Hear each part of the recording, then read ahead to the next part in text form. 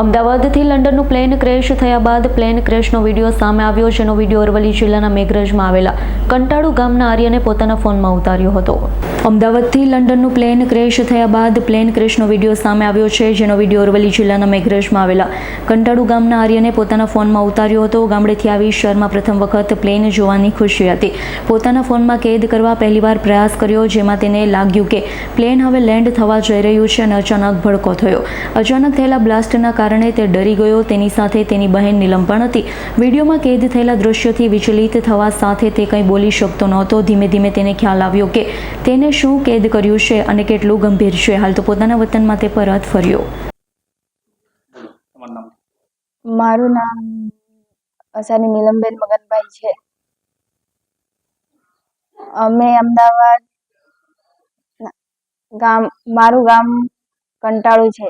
અમે અમદાવાદ મારા ભાઈને મારી એક્ઝામ હતી એને બુક્સ ને કપડાં લેવા જવાનું હતું. અમે બંને ત્યાં ગયા. બપોરના 12 વાગ્યા ત્યાં પહોંચ્યા. પછી પપ્પા નોકરી જતા રહ્યા. પછી અમે બે એકલા જ હતા. તો ત્યાં એરપોર્ટ છે પાસે, ત્યાંથી વિમાન નજીક જતા જોયું તો એને વિડીયો ઉતાર્યો. એટલું નજીક જતું એટલે એને વિડીયો ઉતાર્યો એને ફ્રેન્ડને બતાવવા માટે. પછી આગળ જઈને બ્લાસ્ટ થઈ ગયું. એને પછી એ વિડીયો મને બતાવ્યો. પછી પપ્પાને ફોન કરીને એમને ભેજ્યો.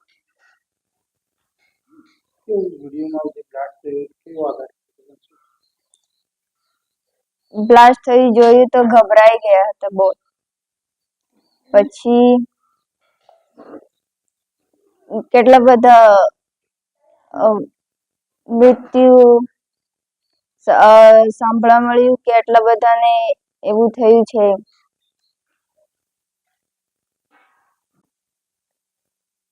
મારું નામ છે સરિયા રિંકુમાર મોહન. ગામ કંટાળ ખાનપુર, તાલુકો મેઘરજ.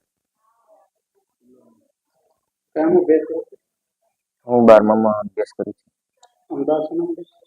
અમદાવાદમાં મારા પપ્પાને મળવા માટે ગયો અને બેનની એક્ઝામ હતી એટલા માટે ગયો. ત્યાં મને પહેલી વાર વિમાન જોયું એટલા માટે મેં બારણામાં આવીને વિડીયો ઉતાર્યો. ત્યાં વિમાન નીચે ઉતરતું હતું. મને લાગ્યું કે લેન્ડિંગ કરે છે, એટલા માટે મને પૂરો વિડીયો ઉતાર્યો. પછી વિમાન બ્લાસ્ટ થયું. પછી વિડીયો મારી બહેનને બતાવ્યો અને મારા પપ્પાને મોકલ્યો હતો.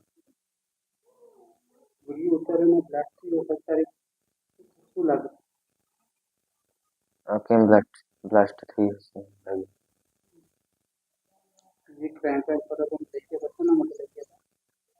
મીડિયાવાળા પરેશાન કરતા એટલા માટે થઈ ગયા. નહીં, તકલીફ નહીં. જયદીપ ભાટિયાનો રિપોર્ટ, S9 ન્યૂઝ, અરવલ્લી. અમારી તમામ માહિતીથી અપડેટ રહેવા માટે જોડાયેલા રહો S9 ન્યૂઝ સાથે.